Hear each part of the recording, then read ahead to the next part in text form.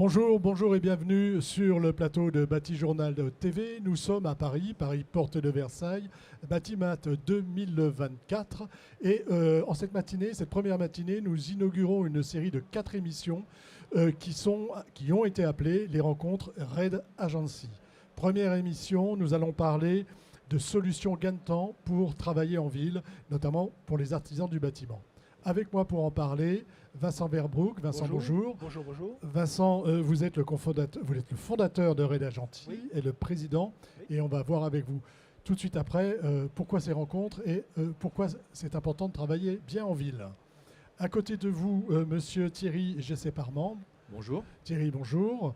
Vous êtes artisan du bâtiment, couvreur dans la région parisienne, mais vous êtes aussi le représentant de l'ACAPEB sur la région parisienne, sur l'Île-de-France, c'est ça ? Sur 4 départements.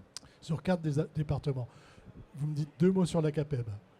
Alors l'ACAPEB, c'est une confédération artisanale qui représente les petites entreprises donc du bâtiment, tout métier.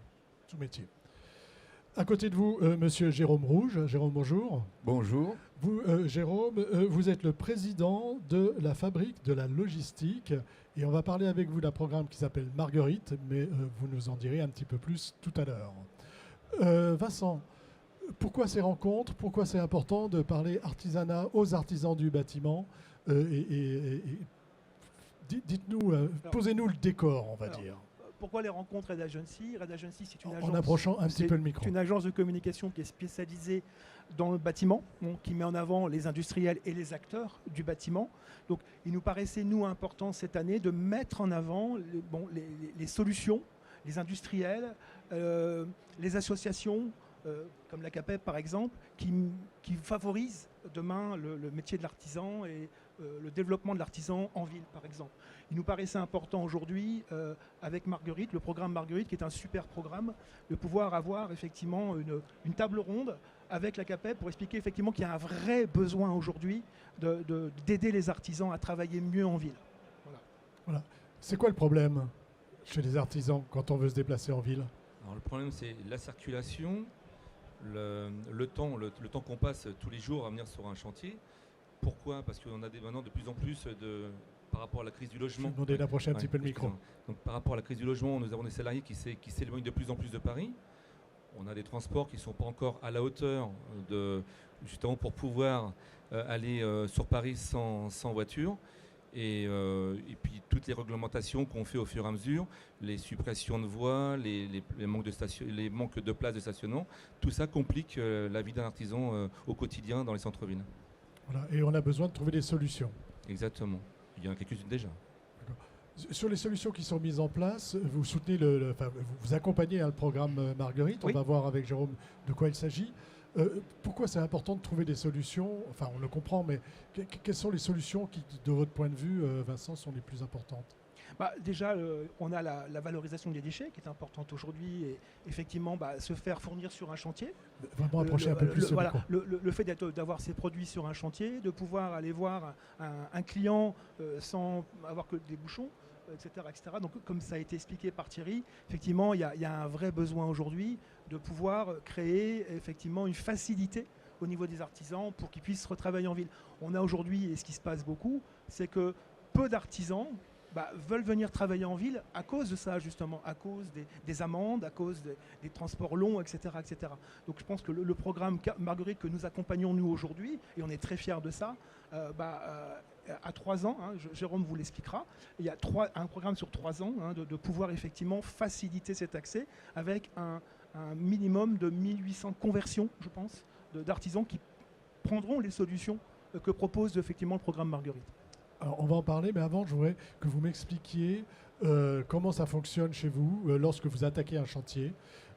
Par exemple, que vous allez avoir à enlever le zinc, à le transporter, à le ramener, où est-ce que vous vous garez qu'est-ce que vous devez faire parce qu'on imagine quand même le métier de couvreur, quand vous refaites une couverture, beaucoup de déchets. Beaucoup de matériel aussi à apporter sur le chantier. Comment ça se passe très concrètement, les chantiers que vous êtes en train de faire en ce moment ? Alors, si on parle d'un chantier complet, effectivement, il y a des choses qui doivent se mettre en place, échafaudage, enfin tout ce qu'il faut. Mais après, pour la dépose, on le fait au fur et à mesure. Donc on enlève. Il y a, de temps en temps, je fais appel à des solutions comme les Reapers, où ils viennent sur place et ils viennent prendre les déchets. D'autres où on va carrément nous-mêmes, on s'arrange à mutualiser dans le sens où on fait un camion complet pour évacuer à des endroits, mais pour justement recycler, parce que le zinc se recycle. Et sinon aussi, après, en termes d'approvisionnement, je fais livrer au maximum. Mais quand vous faites une intervention, vous voyez, demain, je dois intervenir chez un client. Il y a une fuite auprès d'un Velux. Et bien, qu'est-ce qu'on fait? On est obligé de venir avec un véhicule. Il faut amener du matériel sur place. Et là, c'est là les complications. Quand vous avez un chantier complet, on peut s'arranger. Quand il y a des interventions, c'est moins simple. C'est plus difficile d'aller chez un client pour une matinée pour aller réparer une fuite sur un Velux, enfin sur une fenêtre de toit, que finalement d'installer un chantier où là, on aura pris le temps de s'organiser, c'est ça? Tout à fait, vous avez tout compris, c'est ça. Donc sur un chantier, on peut organiser. Sur une intervention, c'est plus difficile. Auparavant, on arrivait à faire 4-5 dépannages dans une journée. Aujourd'hui, si on en fait 2, c'est bien. Qu'est-ce qui pêche dans le dépannage? C'est quoi le problème? C'est le temps passé sur la ville. On a supprimé des places de stationnement, on supprime des voies. Donc ce qui fait que du coup, le temps passé que vous passez à circuler d'un endroit à l'autre, pourtant Paris n'est pas grand, hein. On en fait de moins en moins. D'accord.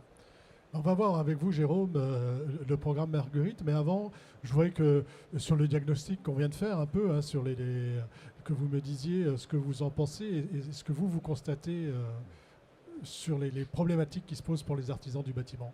Je crois qu'avec Thierry, on touche du doigt les préoccupations concrètes des artisans en matière de livraison, d'évacuation de déchets, de stockage. On est dans le concret, c'est ça qui nous intéresse. C'est ça qui, sur un plan logistique, si on prend ce terme, puisque la fabrique de la logistique, c'est notre spécialité en tant que lieu d'innovation environnementale et technologique.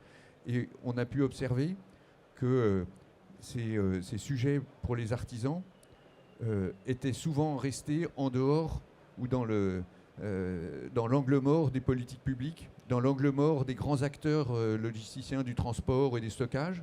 Et donc il fallait faire quelque chose. Donc on a créé ce programme pour se mobiliser collectivement, aller surtout pour commencer à l'écoute des préoccupations des artisans et voir quelles étaient les questions qui étaient soulevées.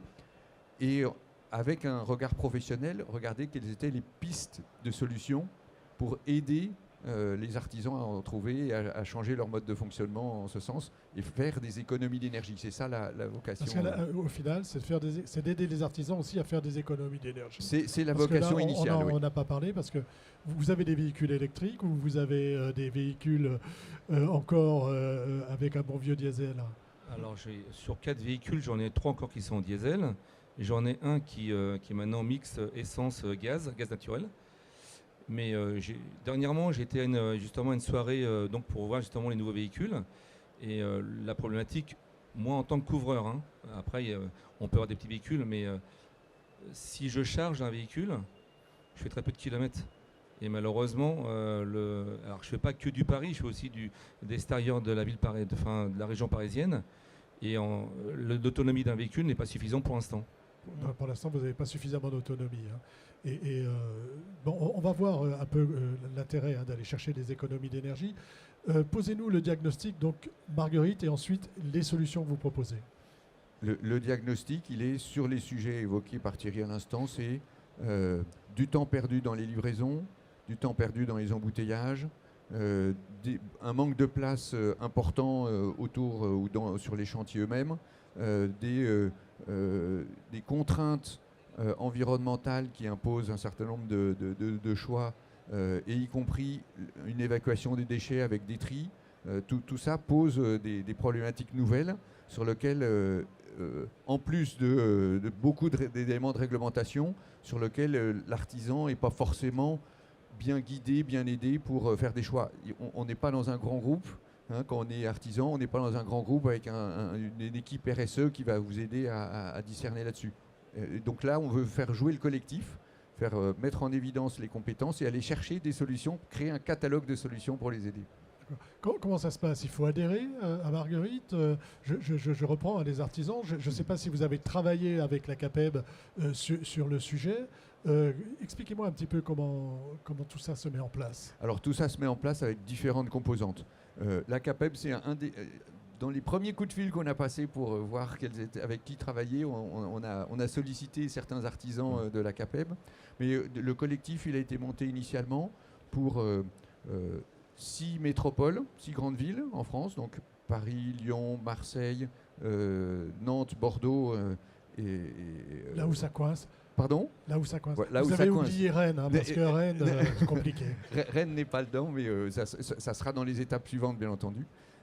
Donc il y a des territoires sur lesquels sont avec nous les métropoles, les villes, les chambres de commerce, les chambres des métiers, avec lesquelles on travaille. On a une méthode, c'est-à-dire regarder comment écouter, diagnostiquer, créer un catalogue de solutions, et puis ensuite accompagner un par un les artisans en établissant un diagnostic et en voyant qu'est-ce qu'il va pouvoir choisir comme solution, et donc en l'aidant financièrement pour tester les nouvelles solutions. Et est-ce que les diagnostics sont les mêmes qu'on soit à Paris ou à Marseille ou à Bordeaux ? Ou est-ce que c'est un peu différent suivant les villes Ce qu'on essaye, c'est de construire autour de méthodes qui puissent être renouvelables et qui puissent se dupliquer rapidement. Mais suivant les cas, ça va être un choix sur catalogue simple à faire parce que l'artisan va avoir une bonne idée de là où ça fait mal. Dans d'autres cas, on utilise des techniques plus sophistiquées pour utiliser par exemple un traceur pour simuler avec l'artisan quels sont, avant la mise en place de cette nouvelle solution, puis après, qu'est-ce qui se compare en termes de kilomètres parcourus, temps passé dans les embouteillages, etc., pour faire un diagnostic très fin. Alors, je vais vous demander avant de vous demander ça, au niveau de la CAPEB, au niveau des artisans, de vos collègues artisans, est-ce que c'est une vraie préoccupation ? Est-ce qu'on a vraiment besoin de se faire aider, de finalement trouver des solutions auxquelles peut-être on n'aurait pas pensé tout seul ? Tout à fait, la CAPEB est là pour justement accompagner, aider l'artisan. Comme disait Jérôme, effectivement, avant tout, un artisan, qu'est-ce qu'il a ? Il est là pour quoi faire ? Travailler. Et effectivement, on s'aperçoit que de plus en plus, depuis des années, on augmente une partie administrative, réglementaire, qui complique l'artisan. Et c'est vrai que d'adhérer à la CAPEB, à une OP, une organisation professionnelle, permet justement de pouvoir être accompagné, aidé, et justement pour essayer de trouver la meilleure solution. Quelle serait la meilleure solution pour vous ? La meilleure solution, c'est que... Pour vous, peut-être pas pour vous personnellement, non, mais aussi pour vos collègues, quoi, par exemple. Juste travailler. Juste travailler. Donc juste pouvoir se déplacer pour travailler, c'est ça ? C'est même le déplacement, la voiture et autres. C'est de se dire, demain, on passe du temps à travailler et pas à chercher des solutions pour essayer de travailler au mieux. C'est ça le but. Travailler au mieux, avoir du temps pour travailler, tout simplement, mais pas pour autre chose. Jérôme, sur les solutions, sur le catalogue que vous mettez en place. Je dirais quelques-unes des grandes familles qu'on a identifiées sur lesquelles on repère maintenant des solutions pour les mettre en avant. Il y a la capacité pour un artisan, sur une application simple, à commander au dernier moment un matériel, un équipement, j'essaye de trouver un exemple dans la couverture, mais j'en ai plutôt un qui vient de la plomberie. Allons-y.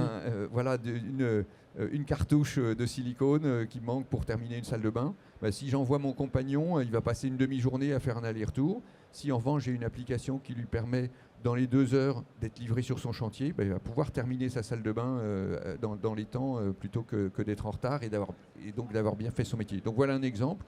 Autre exemple, c'est organiser de manière un peu plus intense des tournées de livraison. C'est-à-dire plutôt que on ait l'artisan qui va chez un distributeur, on demande au distributeur d'organiser un peu plus largement qu'il ne fait aujourd'hui des tournées pour aller livrer plusieurs artisans dans un quartier. C'est un coût, ça ? À chaque fois, il y a une balance à faire. C'est là où il faut les accompagner. C'est entre l'investissement que je fais sur l'organisation et puis le gain que je fais, il y a une balance à faire. Et ce que je voudrais vraiment signaler, c'est qu'aujourd'hui, ces temps passés dans les embouteillages, ces temps perdus à aller rechercher au dépôt un matériau, tout ça sont des temps cachés sur lesquels, au final, Si on se penche dessus, on peut faire des gains. Et comme le disait Thierry tout à l'heure, effectivement, de passer de 5 interventions par jour à 2, il y a vraiment... Oui, là, on comprend qu'il y a un souci, tout de il y a suite. vraiment Voilà. Et ça, c'est en combien d'années En 10 ans, ça c'est... Oui, 10-15 ans, oui. Parce que moi, j'ai le souvenir d'avoir des embouteillages. Quand je suis arrivé en région parisienne, il y avait des embouteillages monstrueux. J'ai pas l'impression que finalement, ça ait beaucoup évolué. Mais est-ce que c'est un ressenti personnel ou c'est... Alors, le problème, c'est comme Paris maintenant est bouché, ça va plus loin. C'est-à-dire que maintenant, les périphériques qui sont proches bouchonnent aussi. Donc on va dire qu'on augmente du temps par rapport à tout ça. Il n'y a pas que Paris, c'est aussi à l'extérieur de Paris. Vous avez un atelier. Alors, je sais que les Zingueurs ont leur fameux superbe atelier sur le toit et c'est toujours un plaisir d'y aller. Mais est-ce que vous avez un dépôt à vous et est-ce qu'il y a souvent des allers-retours entre le dépôt et la... Alors, je m'arrange à stocker certains matériaux que j'ai besoin pour faire éventuellement des panages et autres pour justement essayer de gagner du temps pour une intervention. Et sinon, après, effectivement, on façonne sur place. Mais j'ai quand même du stockage, de façon à justement éviter, comme disait Monsieur Rouge, Jérôme, de pouvoir... il me manque une cartouche de silicone. Si je peux éviter, et puis pareil, s'il y a un besoin de matériel le lendemain, que mon gars dit, mince, j'ai oublié une feuille, etc., j'essaie de m'arranger avec mon fournisseur, je fais livrer pour justement qu'il travaille et qu'il ne vaille pas en livraison pour perdre du temps le matin. Voilà, ça j'ai bien compris. Ce qui est important, c'est que les personnes, que les compagnons travaillent et non pas qu'ils soient dans les transports. Ouais. Continuons un peu sur les solutions que vous apportez. Donc, on a vu, est-ce qu'il y a de la mutualisation aussi? Alors, la mutualisation est une piste extrêmement forte. On peut l'avoir sur deux éléments, sur la gestion des déchets, sur le stockage. Sur la gestion des déchets, c'est je suis en fin de chantier, est-ce que je veux, moi, artisan, aller jusqu'à la déchetterie, passer des heures éventuellement dans les embouteillages, faire l'aller-retour, etc. Ou est-ce que je confie à quelqu'un dont c'est le métier, qui lui fait des tournées sur différents chantiers et va venir sur un coup de fil, sur une alerte, sur une appli, sur le chantier en question, retirer les choses. Voilà une piste qui est très intéressante. Une autre piste et qui est l'origine du nom Marguerite, qui est l'idée qu'il puisse y avoir à certains endroits des lieux de stockage communs entre différents artisans, autour desquels, donc ça c'est le cœur de la Marguerite, autour desquels on organise des tournées mutualisées. Donc ça fait partie des pistes absolument regardées. Quand vous dites on organise des tournées mutualisées, c'est-à-dire que c'est des véhicules qui appartiennent à Marguerite. Comment ça se passe? Expliquez-nous concrètement. Alors nous en propre, on n'est pas opérateur logistique. En revanche, on identifie dans un catalogue que vous pourriez voir si vous alliez sur notre stand, on identifie des partenaires qui sont identifiés vers lesquels on oriente les artisans pour les utiliser et qui ont eux-mêmes leurs propres moyens en question. Donc la mutualisation, c'est important. Mm. Un autre élément, autre chose d'important pour aider les artisans, pour aider dans cette vraiment de travailler, vous avez dit confort tout à l'heure, travailler confortablement en ville. Alors j'ai évoqué les principales pistes sur lesquelles on travaille aujourd'hui.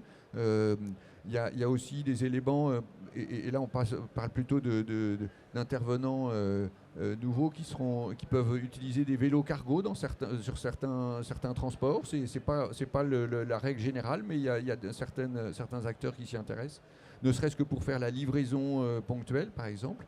Mais on voit qu'il va y avoir de la créativité autour de ce projet. Je pense par exemple à des choses qui se passent aujourd'hui à Lille. Il y a une réflexion sur la création d'un village des matériaux qui multiplie plusieurs fonctions. Et on peut imaginer, sans que toutes les choses aient été écrites aujourd'hui, on peut imaginer que ce soit un acteur tiers qui soit au service des artisans, comme ça a pu l'être sur la plateforme Noé. Je ne sais pas si ça vous parle à Bordeaux. Il y a une plateforme de mutualisation pour les acteurs du BTP qui s'est créée à Bordeaux en ce sens. On adhère au programme Marguerite? Comment ça se passe? Alors, ça n'est pas une adhésion. On adhère à la Fabrique de la Logistique. Ça, c'est une association. Le programme Marguerite, on vient plutôt déclencher l'utilisation de telle ou telle solution et donc être accompagné avec un formalisme pour pouvoir bénéficier des incitations financières qui vont avec. Est-ce que vous avez imaginé un jour que vous pourriez avoir des vélos cargo chez vous pour justement aller faire ces petites réparations au niveau d'une étanchéité ou de... Il faut être sûr déjà de l'intervention. Donc, je me vois mal amener avec un bout de chevron, une voile de 4 mètres. Enfin, il y a des choses qui peuvent se faire. Moi, par exemple, juste un exemple, j'ai un artisan électricien. Il a commencé ses dépannages en voiture. Ensuite, il les faisait en moto. Maintenant, il les fait en vélo. Parce qu'il fait des dépannages, il sait voilà, il fait une petite intervention. Moi, en tant que couvreur, effectivement, si c'est juste de mettre une bande goudronnée, pourquoi pas. Mais malheureusement, on ne sait pas en amont qu'est-ce qu'on va trouver. Et effectivement, oui, c'est des éléments plus importants que finalement l'électricien qui peut aller faire de la réparation. Donc il y a des métiers qui sont, on va dire, plus adaptés. Tout à fait. On imagine bien que le maçon, c'est plus compliqué, le couvreur, c'est plus compliqué. Vous parliez tout à l'heure de vos salariés qui habitent de plus en plus loin et qui ont besoin de venir soit à l'entreprise prendre leur service, soit sur le chantier, je ne sais pas comment ça se passe. Est-ce qu'on essaie de trouver des solutions aussi pour eux ? Alors, sur 4 salariés, il n'y en a qu'un qui a la voiture, qui est très loin. Les 3 autres, ils viennent en transport. Justement pour éviter ce genre de désagrément. C'est pareil, mon salarié qui vient de très loin. Du coup, de temps en temps, quand il arrive sur Paris, je ne dis pas qu'il n'arrive pas à l'heure, mais c'est vrai qu'il a son temps de trajet, il est énorme. Bon, pour l'instant, là, comme il est sur une ligne qui est compliquée, donc je lui préfère qu'il prenne la voiture. De temps en temps, en plus, il fait des dépannages, donc c'est toujours mieux d'avoir comme... au moins un véhicule pour tourner en fonction des besoins. Mais globalement, j'essaie de m'arranger à faire le transport, livraison, et justement pour éviter ce genre de désagrément. Chez Marguerite, on s'intéresse aux salariés ? On s'intéresse très fortement aux salariés, au sens où, dans le monde de la logistique, dans le monde du transport, etc., il y a un vrai sujet d'attractivité qui est au cœur des préoccupations des artisans. C'est-à-dire que... traditionnellement, le monde du bâtiment n'est pas le monde le plus glamour. Et si on ne fait pas attention sur la santé, sur la manière dont ils travaillent, sur leurs conditions de transport, sur les temps qu'ils passent, le cas échéant, dans les embouteillages, on ne va pas les attirer pour qu'ils viennent travailler, alors que le monde de l'artisanat fait perdurer des savoir-faire et est essentiel pour le fonctionnement non seulement de notre chantier, mais de notre vie en ville. Donc c'est important de s'y attacher et de regarder, au-delà de juste le transport, quelles sont les conditions de manutention, quelles sont toutes les pistes qui vont aider le travail. Et du coup, ça va avoir 2 effets. Ça va le rendre plus heureux dans son boulot, mais ça va aussi faire des économies, parce que s'il a des meilleures conditions de travail, il va aller plus vite, il va pouvoir faire plus de choses. On peut même aller plus loin, le stress au travail, les arrêts maladie, les accidents de travail. Donc il y a vraiment un vrai intérêt en fait. Il faut qu'on soit confort au travail. Ouais. Il y a un sujet, vous disiez, qui est important, et on va terminer là-dessus, c'est sur l'énergie. Réaliser des économies d'énergie. Comment, dans cet ensemble, avec ce que vous nous avez décrit, on fait pour dépenser moins d'énergie? Pas bon au niveau, éventuellement, c'est d'isoler mieux la maison. Oui, ça commence par là. Donc, proposer en même temps que la couverture, l'isolation par l'extérieur. On est d'accord. Des couvertures, du sarking et autre chose. Rappelez-nous votre société. Mais plus globalement, pour les transports, est-ce que c'est un poste qui vous coûte cher et est-ce que vous réfléchissez à moins consommer d'énergie? Alors, effectivement, on essaye quand j'ai la possibilité éventuellement de ne pas prendre mon véhicule, je ne le prends pas. Ou je vais mettre à un endroit sur Paris et je vais circuler en métro. Déjà, c'est une première chose. Quand j'ai pas besoin d'échelle pour aller sur le toit. C'est ça le problème aussi. Oui, bien sûr. Oui. C'est en fonction aussi des besoins. On est pareil, l'artisan, il est vertueux. Il cherche on sait qu'il faut améliorer la pollution, etc. Donc, des véhicules, on peut en acheter. Mais pour l'instant, on n'a pas, pour certains métiers, des véhicules adaptés. Suffisamment puissants, hein, on a vu tout à l'heure. Voilà, donc quand il y aura tout ça éventuellement, effectivement, il y aura des améliorations qui se font. Il y en a qui travaillent en vélo, comme disait tout à l'heure Jérôme, il y a déjà des artisans qui viennent travailler en vélo pour faire des dépannages, électriciens, plombiers. Donc on se fait de plus en plus livrer parce que justement la CAPEB a mis en place un guide pour justement essayer de trouver la meilleure solution sur la mobilité, parce qu'on a fait justement un travail. Ce guide, on le trouve sur le site de la CAPEB. Sur le site de la CAPEB, tout à fait. Donc voilà, pour justement trouver la meilleure solution par rapport à son activité. Meilleure solution mobilité. Voilà. Voilà. Guide de la mobilité de l'entreprise artisanale du bâtiment.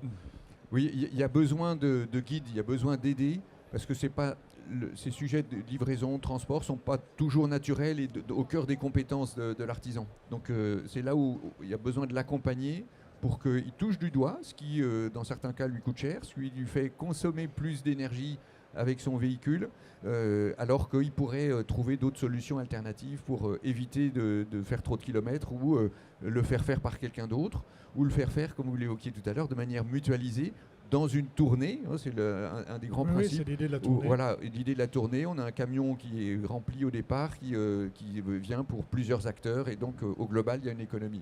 Voilà. Et ça, c'est organisé par Marguerite. Et ça, c'est recommandé par Marguerite. Recommandé. Et référencé dans notre catalogue de solutions. Voilà. Si je veux tout savoir sur Marguerite, je vais où ? Vous allez d'abord sur le stand qui est à 2 pas dans l'Aleka. Alors, ceux qui nous regardent ne savent pas 2 pas où c'est. Voilà. C'est Hall 1. Et... Hall 1, donc Aleka 0... 045. Absolument. 0,45. Merci. Voilà.